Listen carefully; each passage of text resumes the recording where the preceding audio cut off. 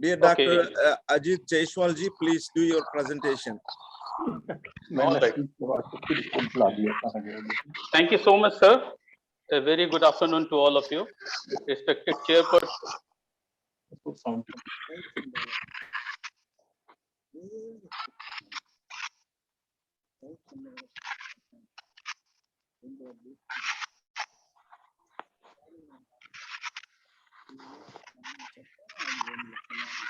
Oh, sorry.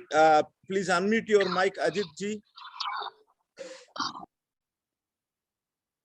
Now it's all right. It's audible. Yes, yes, Okay. Can I start now? yes. Okay. A very good afternoon to all of you. This is Dr. Ajit Jaiswal, Associate Professor, Department of Epidemiology and Public Health, Central University of Tamil Nadu. As far as the brief information about me concerns, before joining Central University of Tamil Nadu, I worked for nearly a decade in Pondicherry Central University, for some time in Ministry of Rural Development, and I did everything from Delhi University. And today I'm going to discuss about a very important sensitive topic related to forensic anthropology, entitled as using hand and phalanges length for estimating the height or stature among the Kharwar tribes of Uttar Pradesh, India. You all know that the height predictions occupy a key positions in the forensic anthropological examination, and the identification or ID required by the medical jurisprudence or medical legal specialist. So the assessment of person's height from the skeletal materials or the ruined or cutaway appendages or a parts of appendages has a clear importance in the individual identification in the occasions of the killing, mishaps, catastrophic events, worries with the legal recognizable proof investigations, or forensic anthropological analysis. Studies on height assessment from the remaining skeletal parts or the ravaged appendages, the vast majority of long bones have been accounted for, as demonstrated by some of the important published of Pearson, Trotter, Glessler, and so on. If you see the Indian point of view, the Indian point of view of the issue of height assessment has been concentrated by the several important work that was given by Atwals, Patel et al., Joshi, Lal and Allah, Thakur and Roy, Saxena, Bhatnagar, Jasuja, Jaiswal, Maharana, and so on. And there are various studies have been published on estimating the stature of the skeletal remains. It has been designated that anthropometric characteristics vary in different populations due to differences in nutritional level of physical activities and genetics. However, the standard for skeletal identifications vary among different populations, and the standard for one population may not be utilized for another. Although there were two major methods to obtain individual stature, namely the anatomical method, more commonly referred to as the full skeletal method, or anatomical method involve estimating stature based on the sum of the vertical measurement of all bones that contribute to stature along with a correction factor for soft tissue. And the second method, that we call it as a mathematical method, require a single bone or a body part and uses regression formulas or multiplication factor to elicit stature estimates based on the correlation of individual bone measurement to statures observed in different living population. So estimation of height from hand, finger, and phalanges length has been reported from a very limited number of studies, and but in forensic cases, one find latent print, including palm and fingerprint. In these cases, one does not know which part of the hand will be available for the analysis. Also, that part may not behave sufficiently rich characteristics to establish identity. Many times, The impression of any of the phalanges or only outline of the palm may be available. In these cases, the only possibility to use that information is to measure the dimension of the outlines available and estimate the height to which those may belong. So we may say that to the best of our knowledge, only a few studies have been reported from this aspect. The assessment of height is considered as a measure of forensic analysis in forensic anthropology. And forensic expert must understand the importance of estimating height from various body parts or regions among various population, including population of different tribal communities for individual or personal identification of this susceptible group. So there is a highly limited information existing regarding the anthropometric and forensic information of the Kharwar tribe community. Consequently, to fill up a portion of this information gap, the current investigation was done to estimate the height of the Kharwar tribe. This information will be useful for personal identification of this tribe. Therefore, in the present study, an attempt has been made to estimate the height from the hand and phalanges length measurement and their measurement taken from ink print that is indirect, including phalangeal length. So for that, there is a specific methodology that is used. Means the current investigation depends on different estimates or measurement of height, hand length, individual phalangeal length of each finger.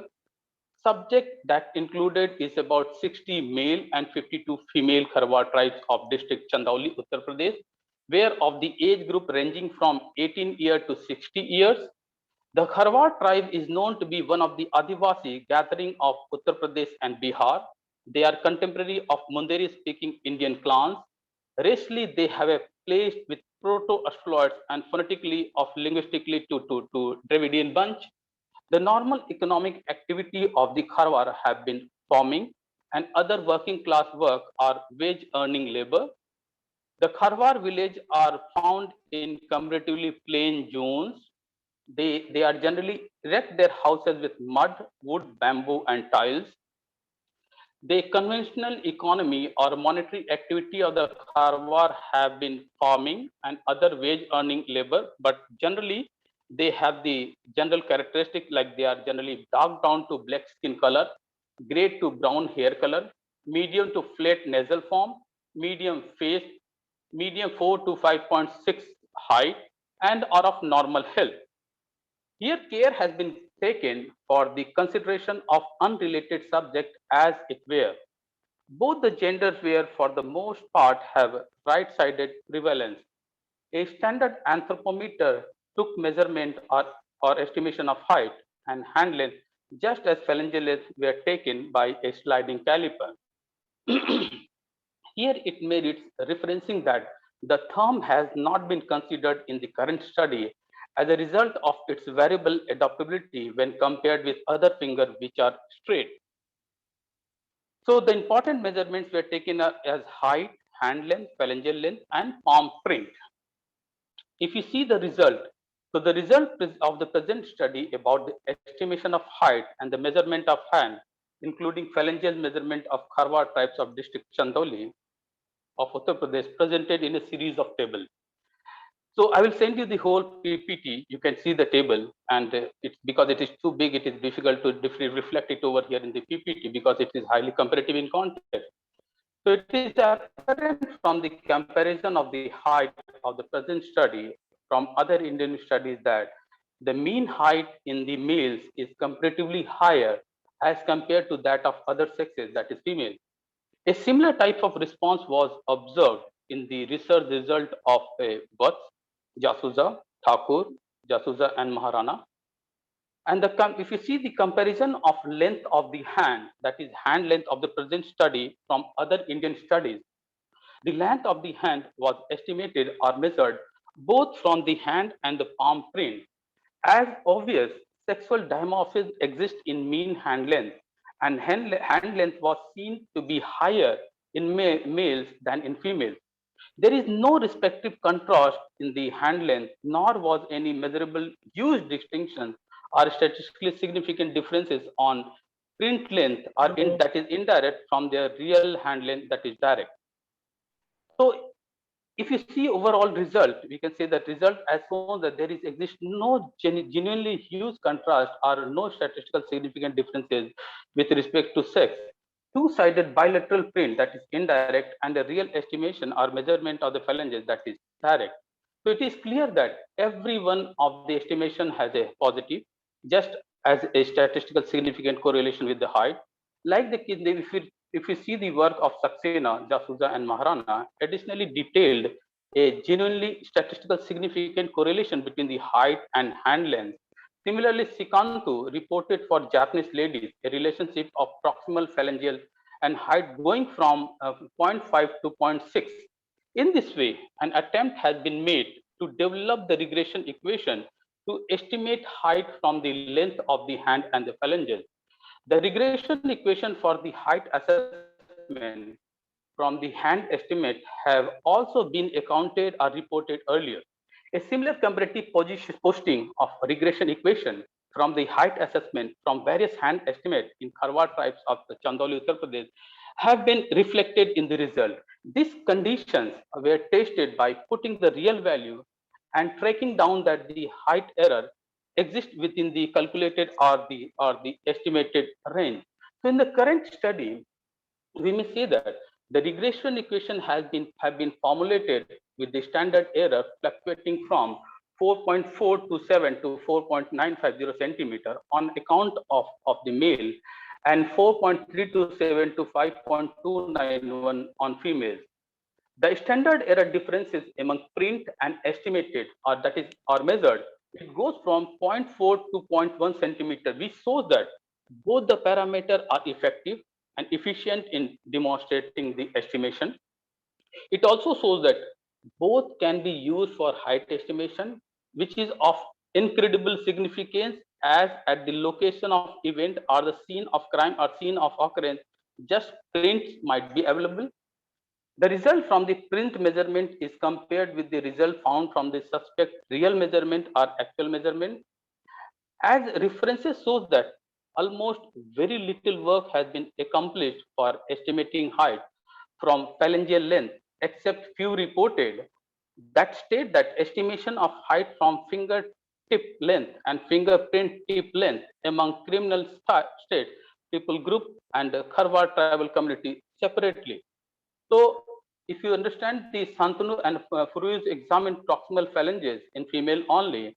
Similarly, Sharma and Kapoor has contemplated distal phalanges in men only. But in the present study, all the three phalanges of each finger have been studied for height estimation in both the sex.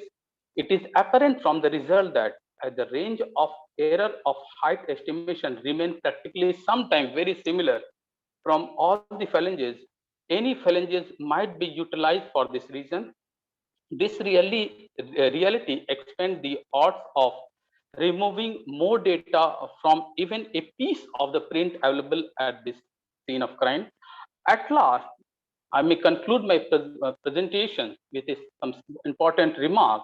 In conclusion, estimation of body height or estimation or stature from its segment or dismember parts has important consideration for identifying human remains recovered from mass disaster. From the present, it was found that no significant differences was observed between the hand length and palm print length. The distinction between measured phalangeal length from the hand and print likewise is not critical or non-significant. And a statistical significant correlation is available between the height and this measurement. The regression equation have been formulated from this measurement and presumed or concluded that height can be estimated from actual and print measurement with a standard error of estimating range from 4.327 to 5.291 centimeter. Thank you. This is my work. Thank you very much for giving me this wonderful opportunity to show my work.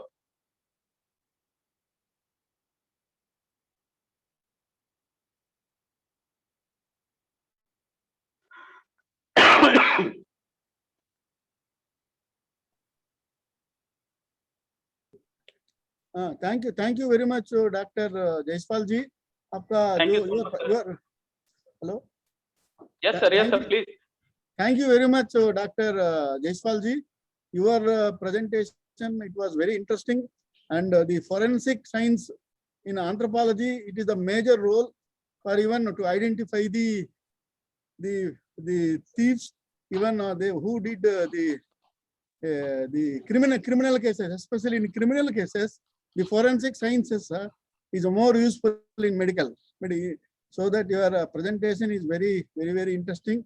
And now I will ask the audience, they can ask any questions. Yes, please, sir. Thank you so much. Yeah. Any questions, please? Yeah, Amma చెప్తున్నాను.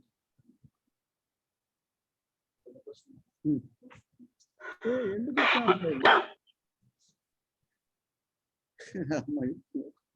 ask.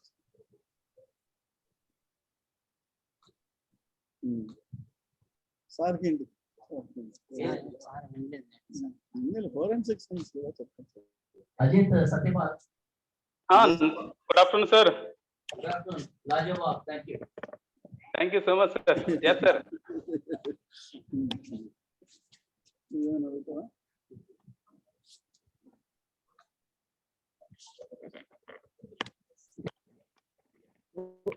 Okay, thank you, Jaiswal ji. And Thank you so much, sir. very interesting your paper, and you are used that anthropological techniques, and really we very highly thankful from Anthropological Association for Humankind and Anthropology Department of Andhra University. Thank you so much, sir. Thank you so much. Thank you so much for each and every person, Paul sir and Gadda sir and everyone, for giving me this wonderful opportunity. Thank you so much. Thank you.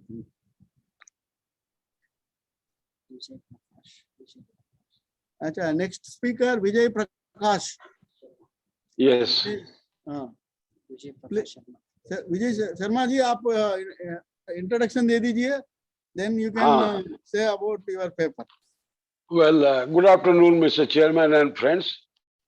I am Dr. Vijay Prakash Sharma, President of Jharkhand Anthropological Association at present. I had 45 years of anthropology teaching and research, and now retired one. And my colleague, the co-author is Mrigang Prakash Sharma, who is Honorary Secretary to the Tribal and Rural Development Institute of Chhattisgarh. The topic of my presentation is Applied and Action Anthropology Approach in Tribal Development. As you all know, Applied and Action Anthropology has been very useful in tribal development. This program was initiated for development of Pahari Korwa of Chhattisgarh at block level with the help of UNDP, IFAD and Government of Chhattisgarh. The anthropological input were provided by the authors, and the Korwas were rehabilitated for the first time in plain area in the history of their tribe. 8 packages were introduced for their economic well-being. This paper reports the anthropological process and result of 11 years of regular anthropological intervention. So friends, there has been a considerable fund allocation through the 5 years plan of Government of India for development of tribal, but the ground reality indicates towards their grim situation. Though there were many anthropological studies conducted in the past about the life of the Korwa tribe of Chhattisgarh and their culture, but the development plans made on generalized findings were of little help. I would like to share one comment from Professor L.P. Vidyarthi when he says the scope of research in the field of applied research in India is very wide, especially when the whole traditional society is in the process of large-scale information transformation. In proportion to the magnitude of the task, the outfit to the applied social anthropologist and sociologist has not been adequate. The role of the social anthropologist and other behavioral scientists in the various fields of national reconstruction is acknowledged, but their impact and contributions have not been as desired as by the administrators. There are many reasons for such a situation of applied social sciences in the country, which most of you know. Writing on applied aspect of anthropology, Professor P.K. Bhaumik, who continually worked among the development of Lodhaj in West Bengal, he wrote that to have a scientific look at any aspect of life or progress of a particular area or a particular tribe or community vis-a-vis larger scheme of development of the nation or country, we must not indulge in dissipation of enterprises or wastage of time, money or energy, but we should take firm steps based on experience and felt needs of the people towards the progress after we realize the failure of the past and follow the progressive move that have earned an approval of time.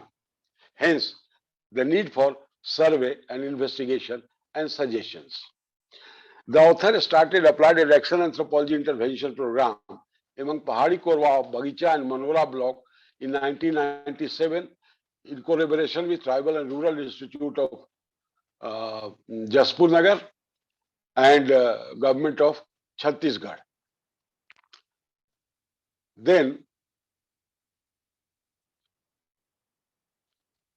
what we did, most of the studies on Pahadi Korwa tribe are well known to you all, so I don't want to dwell upon those. I just come to the field area. The Jaspur area and Bagicha and Manora block of Jaspur district were taken for this anthropological, I call it triple A approach, applied and action anthropology approach for tribal development. So, the Korwa's historical background is well known to the anthropologists and social scientists.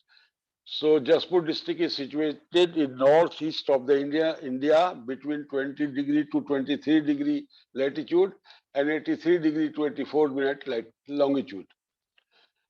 This is a totally hilly region. Forest area is 52.51%.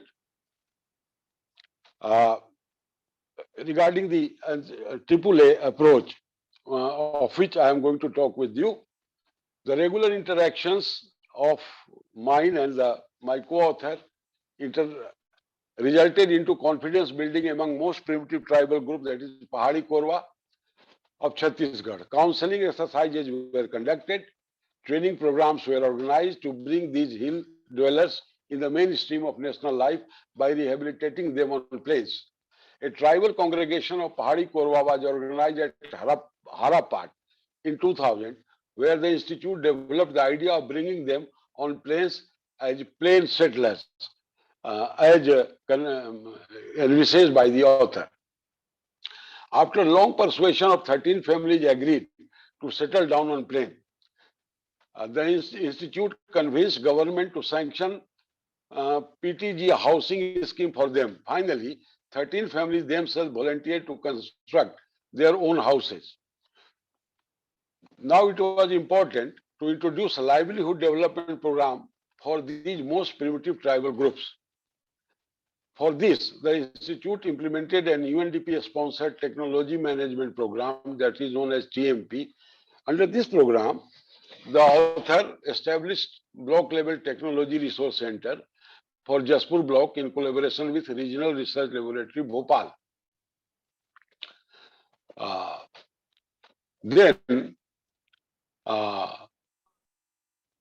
The basic idea behind the project was to promote the traditional occupation and to introduce people's friendly new rural technology, upgrading of their skills, provision of raw materials,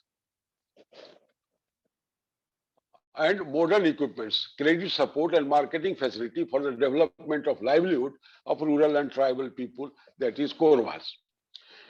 In a specific terms, the project aimed at setting up a common facility center for training, demonstration and popularization of small-scale industrial packages for identified cluster of 6 villages in Manora block. To strengthen the existing units under initial stage and to introduce new technologies that is tested in other tribal areas, two institutions, that is UNDP and IFAD, were approached through Government of Madhya Pradesh through the author. Tribal and Rural Development Institute adopted some villages under UNDP program and later on continued with the IFAD program. The main packages were the mushroom production, beekeeping, beehive box manufacturing, production of herbal pesticide, production of fishing trap, cultivation and storage of medical plants, wooden handicrafts, bamboo baskets, broom making and marketing, leaf mat, leaf ball and leaf plate production, etc. Just to start with those packages with which they are familiar on their hill areas. This was introduced in 25 tribal dominated cluster of Manora block of Jaspur district. In second step, International Fund for Agricultural Development, that is IFAD, sanctioned watershed projects covering 6 villages for 3 years duration. Micro watershed covering total geographical area was 1109.214 hectares, out of which 750.826 hectares were treatable area. There were 299 households inhabited by 1,714 people, male 884 and female 830. We completed the watershed project 2003-06, that is known as Sela watershed project, covering 6 villages. My paper has been submitted, the maps are there, which I can't share right now.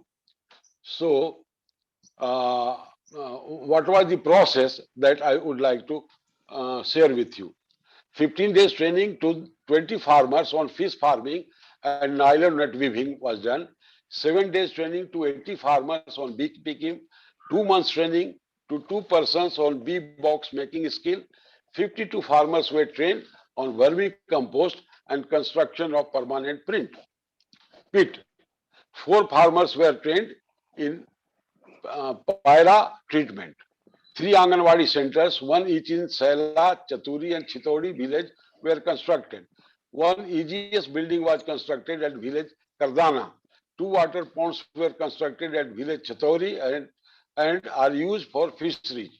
16 Indra Awas for primitive tribal groups were constructed in village Chatori. This is first ever novel attempt to inhabit hill dwellers on plain. The 16 Pahadi Korwa families themselves contributed their labor in construction of their own houses. This is one of the most successful programs of this applied and action anthropology program. Now I will share with you the visible impact of this program.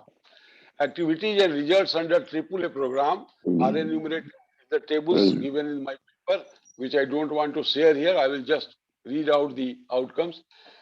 What we did. The first self-help groups were formed, regular saving habit inculcated among members. Several members increased their income, adopting income generation activities. Easy access to financial services ensured. Collective decision making promoted by institute, now institutionalized. Self-help group members taking up community development works. Women are running fair price shops successfully. Land and water management program. In last monsoon, several monsoon sessions since the project was implemented, the earthen check dams are helping the people in irrigation and growing the crop. In canal construction area, some farmers took up 2 crops this year against 1 earlier year. Tanks constructed by this triple approach farming, and construction of proper approach road in village also was of immense benefit to the villagers. The demonstration effect of transparency and timely payment of wages in the program run by TRDI was highly appreciated by the tribal people. The major impact of this program was that migration appears to have lowered down in comparison to previous years due to creation of wage employment in this. I will just sum up my tables that the social survey was conducted, including 10,169 households. The village survey was conducted in 96 villages. Village resource have drawn 96 villages. Formation of Excuse me, self Dr. Praveen Hogar, can you please mute your mic? Hello. Dr. Praveen Hogar, can you please mute your mic, please? Sure, sir. Sorry, I couldn't. Okay. Yes, please mute everyone that except the presenter. Okay. Now the formation of self-help group was done. That is 82 self-help groups were promoted under this AAA program, Applied and Anthropology program. Then 6 technology packages were introduced under the supervision of the author. And those were organic compost, poultry piggery, beekeeping, food processing, and NTFP value addition, low-cost nursery, and mushroom cultivation. Then technology disseminations were made. Organic compost, 236 beds were constructed, and so on and so forth. Several such initiatives were done under this program. Training and workshops. 1 batch of 18 persons were trained in beekeeping, 3 batches of 45 persons were trained in poultry, 3 batches of 30 persons were trained in mushroom cultivation, 200 vermicompost village level training was conducted, 78 numbers of workshops were made during this period of 11 years, village meetings, 173 numbers of village meetings were conducted. The rehabilitation program was done by construction of 16 houses. In the last, to conclude my presentation, let me conclude with a quote from Professor P.K. Bhaumik, 1990-29. Without being too expensive and eloquent on the role of social scientists in the formulation, implementation, and evaluation of development plans and progress, I would suggest that social scientists may organize action, research, and development program. We exactly did the same thing and successfully tested AAA model, that is Applied and Action Anthropology model, for the development of Korwa tribe of Madhya Pradesh. This is all about my presentation. If you have any questions, I am here to answer it. Thank you very much, Mr. Chairman. Thank you, sir. Thank you very much, sir. I'm requesting you, Padmanabhan Shanmugeshwaran, sure. sir. Dr. Sure. Thank you. Please So lead the session, sir. Thank you, sir. So are we have a small question? Are we going to have asked questions now or end of the session? After the Better ask now. After the finishing of the paper, we can. All the papers, right? Okay, Yes. thank you. So thank you so much, Professor Vijay Prakash Sharma, for wonderful presentation. We will move to the next presentation, Understanding Patriarchal Ideology in Abortion Decision Making Among Korwa Tribes of Jharkhand. That is presenter Ujjwala Gupta. Thank you very much, sir. It is Thank over you. to you now. Please Thank you. stay with the time. 20 minutes presentation. Yes, please. Hello. Hello. Yes, we can hear you. Can I share my screen? Hang on. Could you make the participants to share the screen? Yes, sir. Yes, sir. Wait a minute. Okay. Please allow that. Who is sharing? Ujjwala? Yeah. Oh, Yes, Ujjwala Gupta. Yes. Oh.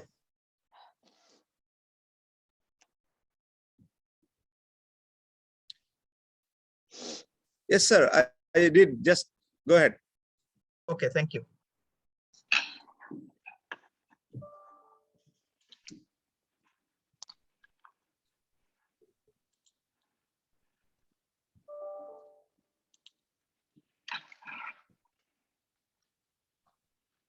Am I able to share my screen?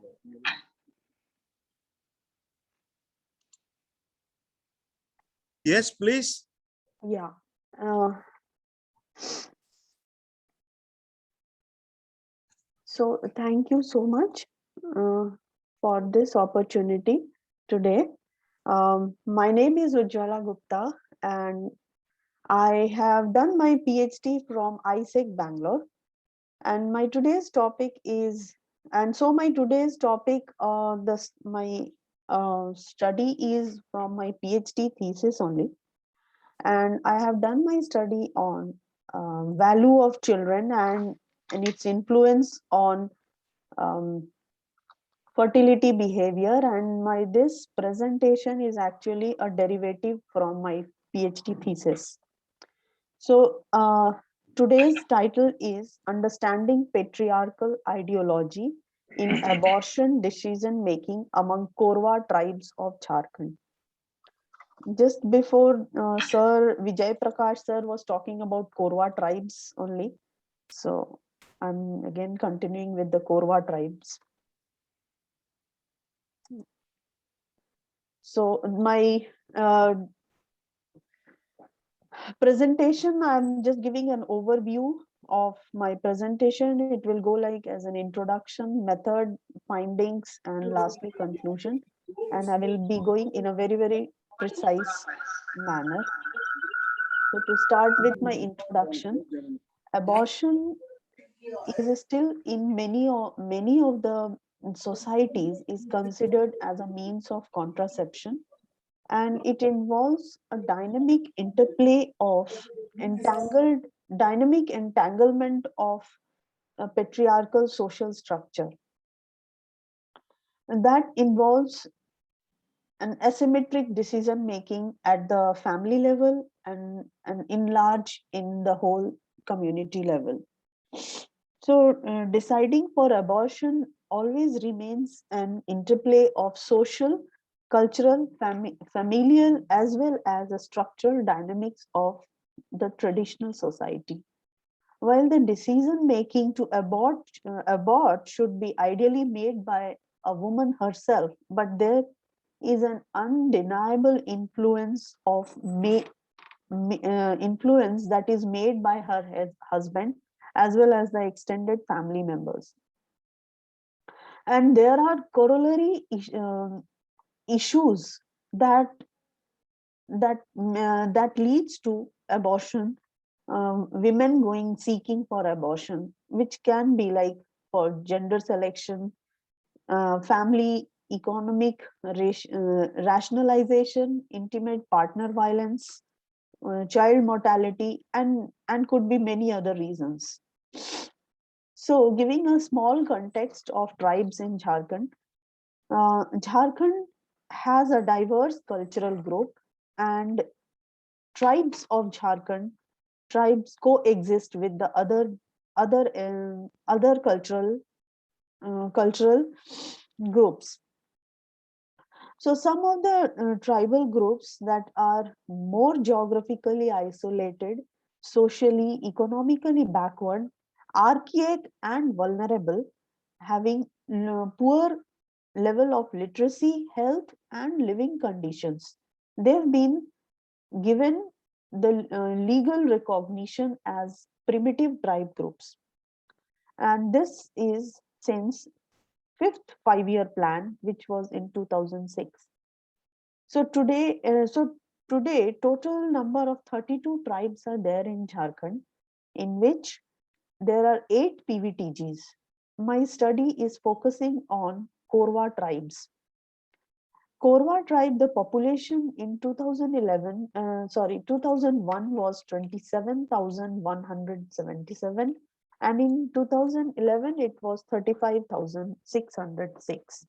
So we can see, and when I had seen in the last some 50 years, census, I saw that there is subsequent rise in Korwa population. So to move ahead, the methodology, my study was an in-depth, it was a qualitative study, and I did in-depth interviews with 41 Korwa married women who were currently living with their husband in the age group of 13 to 49 years, having at least one living child. And whatever the data I got, that was transcribed, and I did a thematic analysis. So in the theoretical rationale, I have put feminist patriarchal theory, and as such feminist patriarchal theory, there is not one single theory, but an agglomeration of and so there is not one single patriarchy theory as such developed, but from seeing from the feminist point of view, there has been a development of a series of patriarchal theory, and each one having their own school of thought. And I will directly jump into the major findings here. The incidence of here in a very short table from my field visit, I found that the incidence of induced abortion was quite high. Like most of the women were in the at least had one abortion in their entire reproductive life, and many women, all like 10% of women, even had 3+ number of abortions. And these number of abortions varied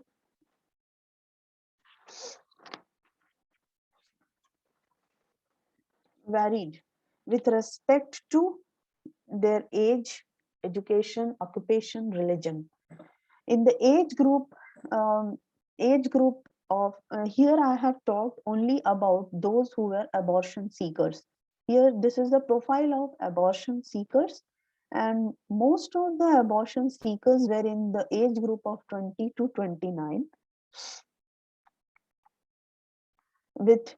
and most of them were illiterate and were involved in agriculture support activities, which includes wage labor also. And the entire community, which was Christian, all these abortion seekers, they were all I had interacted in two villages, and the entire community was Christian, so they were all Christians. So starting with my first theme, which is the religious values and myths of tribal society. Actually, women remained quite in a dilemma and in a very baffled situation in terms of negotiating their roles and decisions she should take for her pregnancy. Younger women actually had exhibited no say in their reproductive decisions, which remained in a powerful influence of their husband and their family members. And in most of cases, the decision to terminate the pregnancy was completely dominated by their cultural values and myths. The prevailing superstition and illiteracy also exposed women to for seeking abortion. So, for example, and again here I would like to say, women in many cases were found not willing to take the risk of self-induced abortion, but actually possessed no say against the traditional healers or the spiritual healers who advised for remedies for abortion. Most of these tribal healers were men, and usually they veered the discussion towards women's husband or any of the elderly women in the family. So I am giving a small narration of a 25-year-old mother who was mother of four children. She says that I have 4 children. God kept giving me children in my womb, and I never destroyed any of my conceptions. Destroying babies in the womb is against the law of nature, and that is why we are not having good rain and crops, because nowadays we are going against the nature of God. So here I want to say that I spoke to 41 women, and that those women were random selections. They were not necessarily only abortion seeker women. So had some had the religious value for not seeking for abortion, and they went on having more and more children. But some of the cases were either dominated by religious values and myths of the tribal society. Here again, the religious value, the Christianity, there was a difference in, again, the tribal society. They have where the abortion seeking was considered to be okay. It's like another means of contraception. So it was all the decision of a woman to go for abortion seeking. But again, the religious value, which was Christianity, that was against abortion seeking. So there was a kind of a tussle between the religious values and the myths which was also prevailing in the tribal society. So whichever over dominated was accepted. Now the theme 2 was abortion as a means to maintain gender balance in the family. Women narrated being pressurized for abortion when the expected gender composition was not matched in the series of their consequent childbirth. Even though female child was also valued in every family, but again having 2 or more number of male children was much necessary to continue with their tribal land heritage, as well as passing on to the kinship. So gender had an important role in directing the reproductive intentions, despite of the fact that the procreating children was considered as a moral obligation by of married women. So I am narrating a case of a 33-year-old woman who says that I had 3 children and I had already aborted my 4 pregnancies, thinking every time I would get a boy child. Every time after the delivery of girl child, I had to listen to the obscene remarks made by my in-laws and husband, and apprehending another girl child, I had to decide for abortion.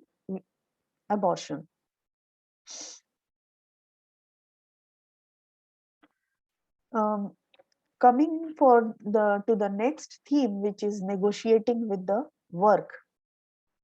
Any traditional society adheres to its cultural heritage, including its occupational engagement, production system, maternal as well as child care. In this case, Korwa continued to depend on forest and land for major part of their livelihood to mitigate distressful economic situation and availability of food around the year. However, Korwa women were mostly limited only up to supporting agricultural activities. which kept them under strong patriarchal control that claimed a land inheritance to men.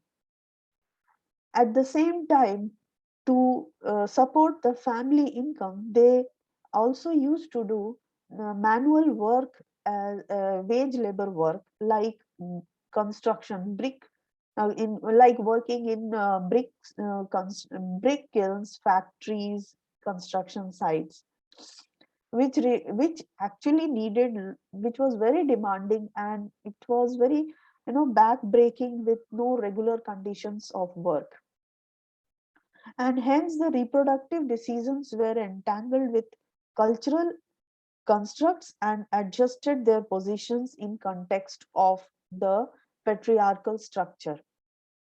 However, here um, it was like going for seeking for abortion was like to deal with, it was kind of like to make a negotiation with the opportunity cost of bearing another child, or going for work. It was actually not, even if the women went for abortion, it was not actually due to her own choice of not having the child, but it was kind of the negotiation she used to make with the work, and it was expected that all the kinds of family planning work um, is the role of women only, and men do not have any role here. So it becomes an obligation for women only to get rid of their pregnancy. So a women engaged in wage employment brick kiln worker narrates, I have 3 children at present and underwent 2 abortions. Every year we have to move at least 6 months to West Bengal to work in brick kilns as manual labor. Every time we leave our small kids at home to elders in the family to look after. Given this situation, I could not think of having another child. So this was kind of their negotiation with the opportunity cost. Then the fourth theme that comes is the gendered hierarchy in conjugal relations.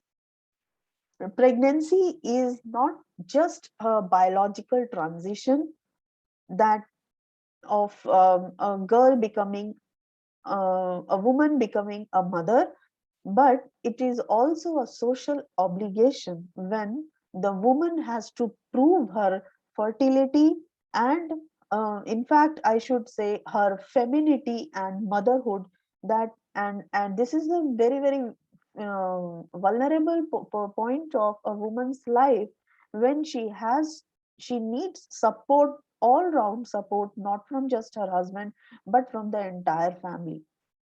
And continuing with pregnancy or aborting was not completely a domain of woman herself.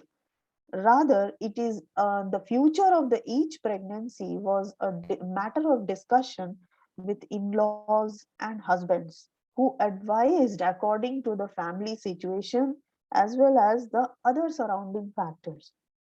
Therefore, even though the decision was concerned with woman herself, but there was no freedom. But whatever was the decision doesn't talk about the decision for her freedom, and it was considered as a fate of reproductive outcome was the decision that was put on the woman. So this is a narration which is from some mother of a daughter's mother who is saying on behalf of her daughter, like, my son-in-law himself had pressurized and sent my daughter home for aborting the last time she was carrying, saying he doesn't want this child. The fifth theme that comes out is the abortion versus sexuality. The contemporary ideals of family planning had brought changes in perception regarding sexuality and fertility control, in which induced abortion remained the most practical and the accessible means of birth control. Whereas in Korwa tribes, the which has actually officially banned phenomenon, means the family planning is officially banned for Korwa tribe in order to support their clan from not getting extinguished. So option for abortion becomes the only means for spacing, for bringing a spacing between two children. And with a diffused idea of modern family planning, the modern idea of family size and fertility, women actually resorted to abortion. And yes, the abortion decision never remained unidirectional, but the voice of her husband as well as the ordinance, it became, actually I should use the word ordinance, the husbands as well as the elderly members in the family, that became the ordinance in deciding for the fate of her reproductive outcome. Older women, yes, they felt very embarrassed discussing their mistimed pregnancies and willingness to go for abortion in the family. And they also had the fear of being ridiculed and pushed them to take the decision to go for abortion. So here I have quoted a narration from a 40 years aged woman who narrates her experience in family and community of being pregnant and the need for abortion. We live as an extended family in this village where I am also mother-in-law and grandmother of my sister-in-law's children. I have delivered 7 children and underwent 3 abortions until now.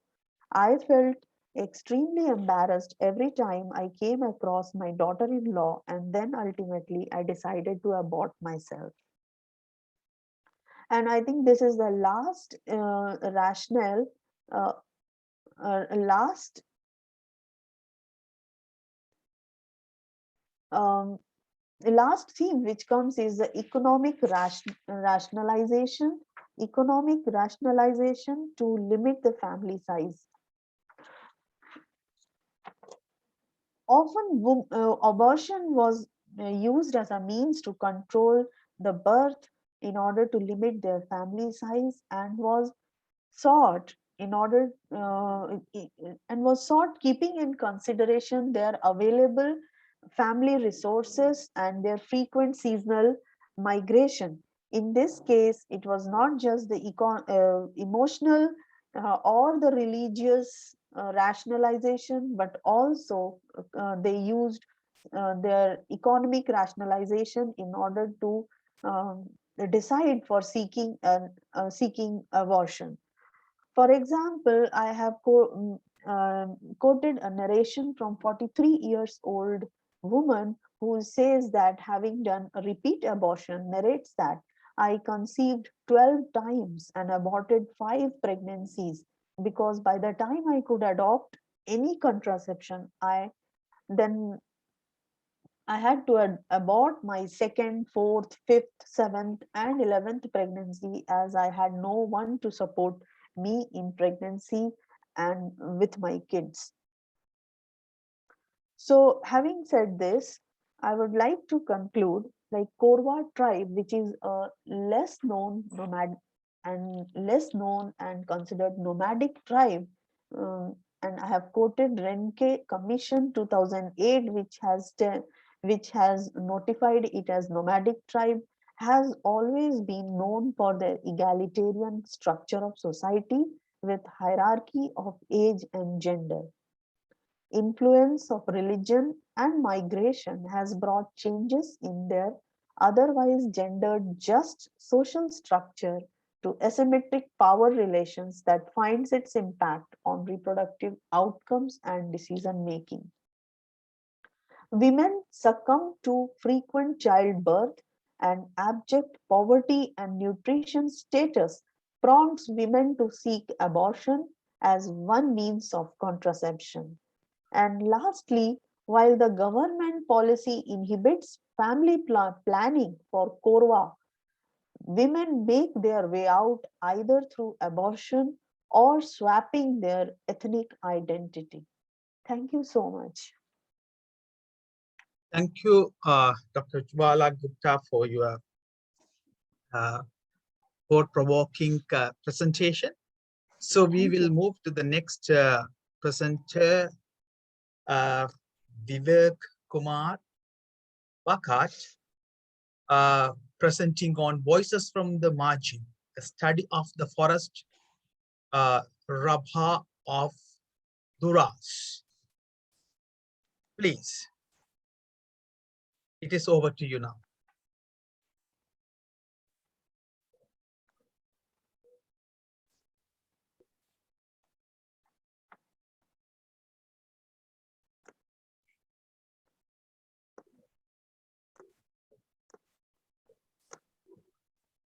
Vivek Kumar Bhatta is there? It's not here. Okay, then shall we move to the next? The next presenter, Manish Chandra Tudu, is going to present on an anthropological study of the seasonal migration to the Santhal tribe with a special reference to Damka district of Santhal Pargana of Jharkhand. Manish Chandra Tudu is there? He's also not present here, sir. Okay, so then two papers are out. So do we have the last one, Siddham Madhukar? Siddham Madhukar, impact of middlemen's agents on internal migration in tribal areas, experience from the field. No, he's also not here. Okay, so then we had three papers. Those three papers are addressing different dimensions and different issues connected to tribes and development. So the floor is open for discussion, questions, or any feedback, comments, suggestions are welcome. Please. Questions? Yeah. Questions from the participants, please. Either raise your hand or you may ask straight away. We have plenty of time to discuss because there are three presentations are out. Yeah, here there is one question from here. Yes, please. We can't hear. Or either you can listen to the question and you can read the question here either way. గట్టి మాటలు దగ్గర పెట్టుకోండి మాట్లాడండి. This is the question to Ujjwala Gupta. Like, what exactly do you mean feminist patriarchy? Because the words both are contradicting to each other, patriarchy and feminist. Can you explain on that? Ujjwala Gupta, did you hear the question properly? I could hear a fraction of it, like patriarchy and feminist, something I did not understand. Your name? Lalita here, she says, what do you mean by feminist patriarchy? Feminism and patriarchy, two different, they're contradicting to each other. No. How do you keep together? How do you keep those two concepts together? And what does it mean? Can you explain? Actually, I have put a theoretical context of gender, patriarchy, and abortion. I have tried to make a theoretical framework, and however, the thing is, there are literatures on patriarchy and even on gender, but as such, there is just give me a moment. As such, there is not one theory which can really describe patriarchy. Rather, there is a developmental perspective, how the patriarchy, from the feminist perspective, how they have looked at patriarchy. For example, like Sylvia Walby has theorized patriarchy. Then again, there is, I have mentioned in my paper in quite an elaborative way. Then there is there have been four major approaches to understand patriarchy, and like liberal feminism, Marxist feminism, socialist feminism, and radical feminism, they all have understood patriarchy from their own perspective. You know, like Marxist feminism, like they have understood patriarchy like on the basis of capitalism and the private property, how the sex is plays a role in that ways. So patriarchy is a concept that is gradually developing, and I have tried to see it from a feminist perspective. And there are several approaches. There are several approaches. Yeah, sorry for the interruption. There is another Gupta. question. Yeah, wait. Ujjwala Gupta, she asked very straightforward question. I also would like to hear from you.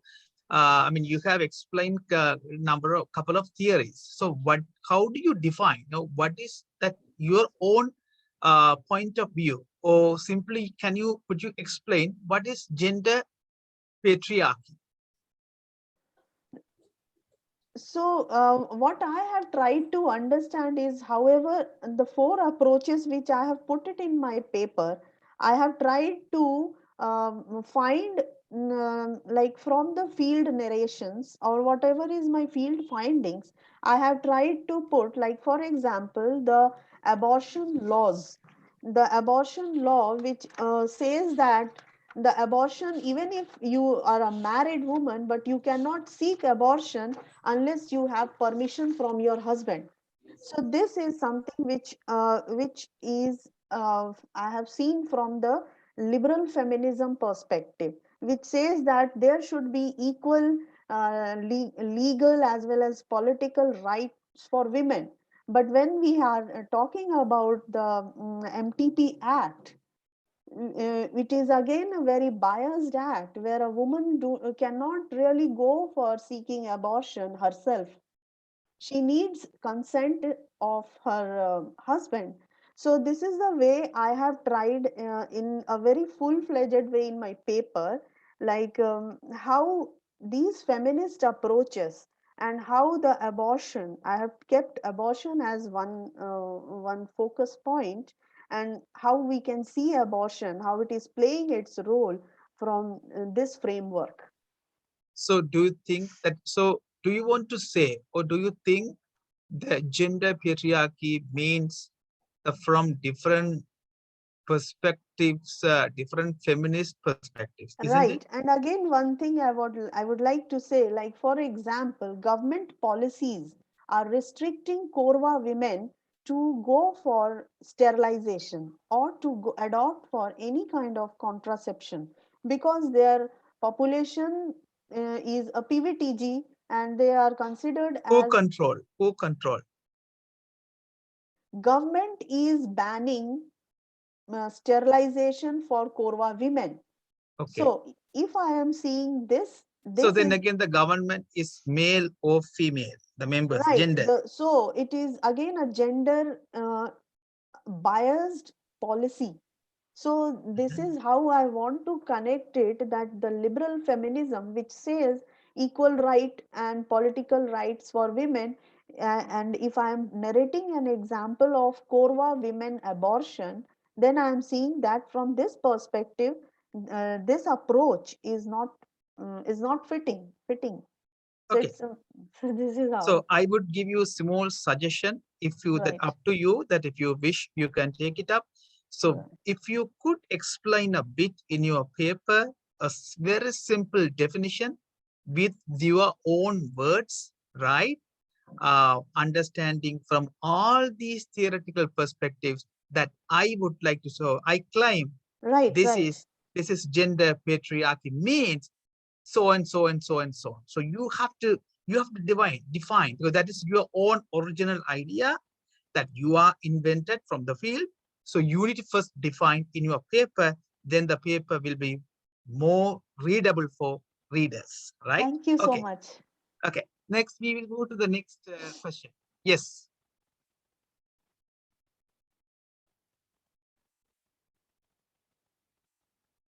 Federatia. Yes, please. Second Yeah. question. Yeah, there is a small question. Okay. Any theory or theoretical framework, it should give a kind of, it should help us to discover the truth about that issue or the thing, so that it can really can be explained or applied elsewhere.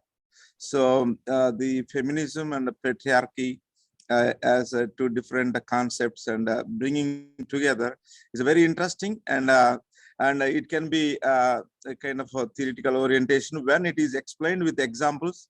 And even though the author brought some examples from their personal stories, but as you rightly said, more articulation.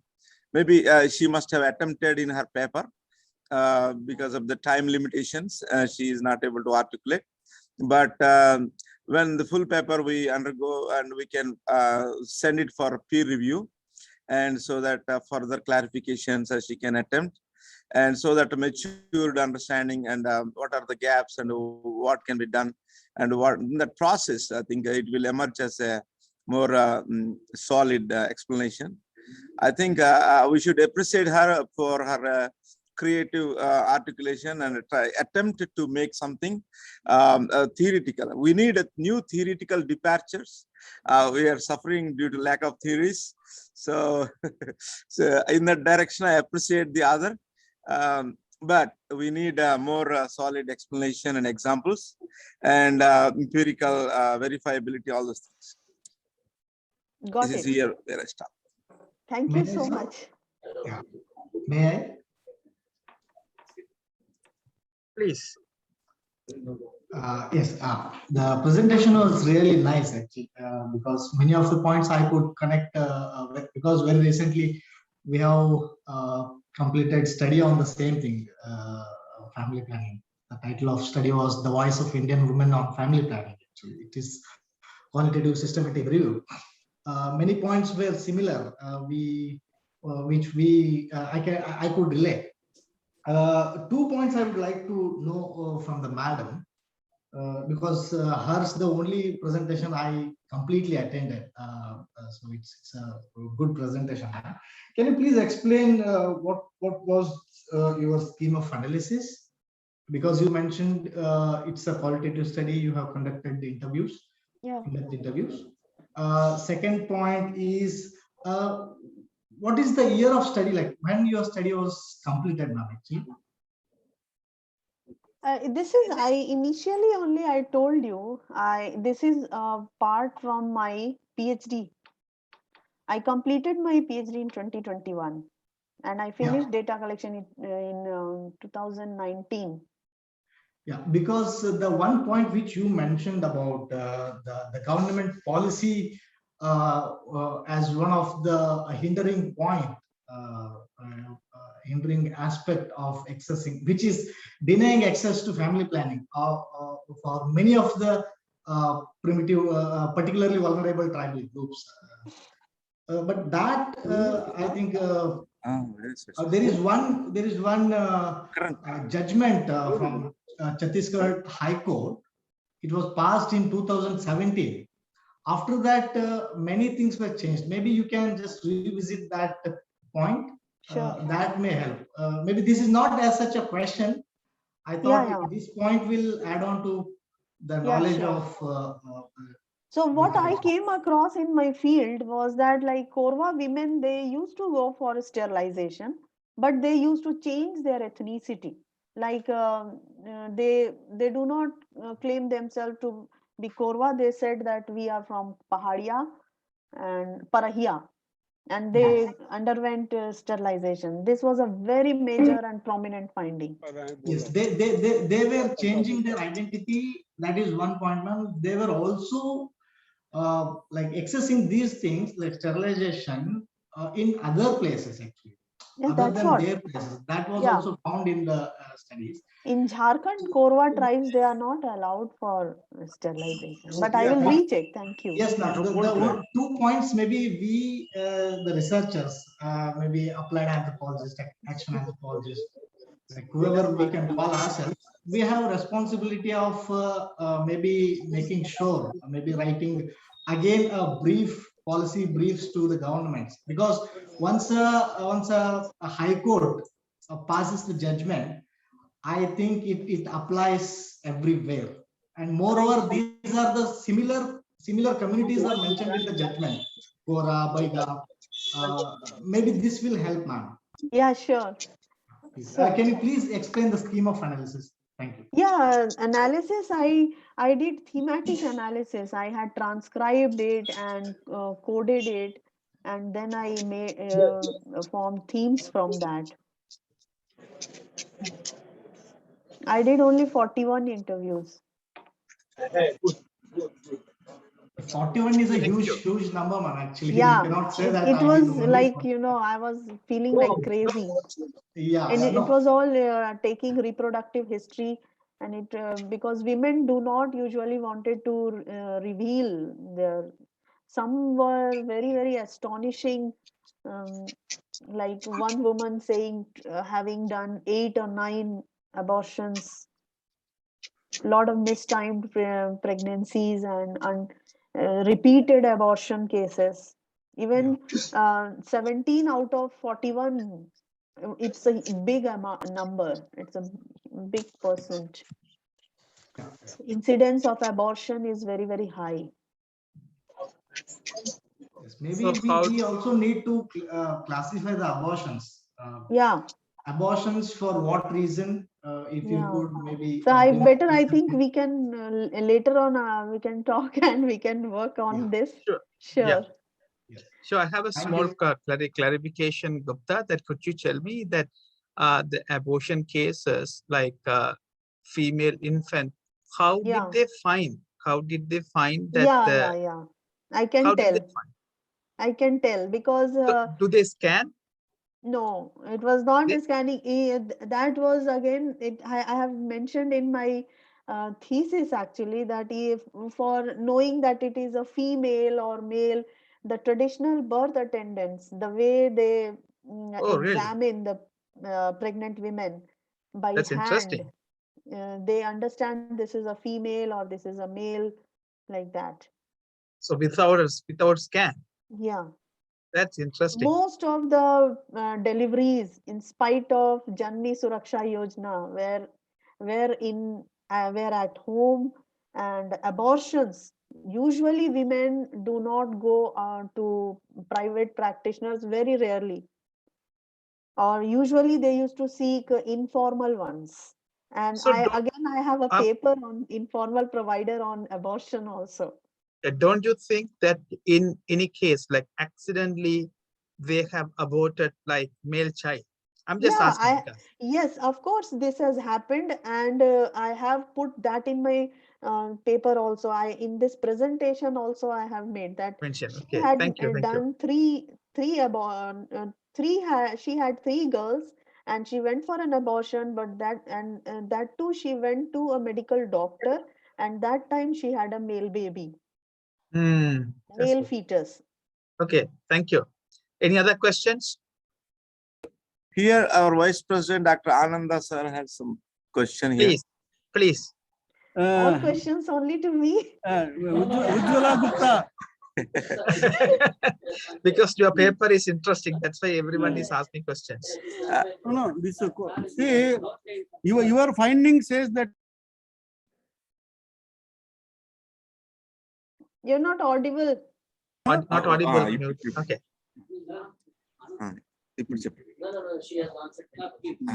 Let her. ఇది okay, thank you very much. No, no, Ujjwala. అడగండి. Thank you. Relation అడగండి. No. That would be better. Our sir is asking, have you correlated your findings with the Kora tribe with other tribe, kind of stuff? Yes, yes. Actually, I wanted to tell you, maybe I forgot to tell, I did my study, PhD study on 3 tribes, Chero, Korwa and Ho.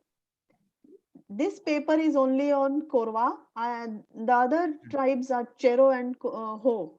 I have done that. Excellent, excellent. Thank you. Thank you very much. Thank you. Thank you. Well done, well done. We appreciate your efforts and we look for, yeah, ours is an applied platform, so your insights will be very useful.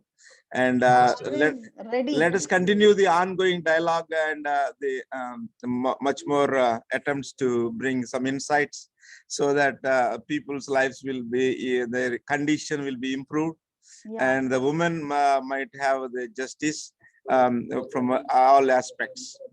And once again, I would like to thank Chair Sir as well as Praveen for their excellent comments. And I would like to arrange my paper according to them. Thank you so much. Great, thank you. Any other questions? Not to me. Thank No, you. no, no. Other two. We have other 2 papers. We have, we had other 2 papers. Any questions? Or any comments, feedback, or clarifications from participants? The Vice President, I missed the presentation of Dr. Vijay Prakash Sharma ji, and our Vice President just told me that it was an excellent presentation, excellent, very interesting this thing. So I will attend the recording and I will see. So I acknowledge that. Yeah, well done. Thank you so much. So shall we conclude the session then? Yeah, sure. Yes, sir. Yes, sir. We don't have any questions. Thank you, Mr. Okay. Chairman. This was a nice session. The young girl presented very nicely. Yes, right. Though she missed some analysis, but her effort was praiseworthy. So I appreciate her on her presentation. Thank you very much. Thank you. Sir, So- sir, you are the president of Jharkhand Anthropological Association, and Yeah, presented from the steering of the car. yeah. You are steering the organization at the same time steering the car. And let us go ahead with the applications and steering the nation. Oh, if I can be helpful. Yeah, our partnership, we will appreciate your partnership in this wonderful journey. Oh, thank you very much. Thank you. Shall we conclude the session then? Thank you. Yes, sir. Yes, sir. Okay. So this is a concluding remarks of the session that we have theme on tribes and development. So we had 3 papers. The first paper, lifestyle, Pachachitra, artist in the village of Majuramura, Kashipur, an applied and action anthropology approach in tribal development and understanding patriarchal ideology in abortion decision-making among Korwa tribes of Jharkhand.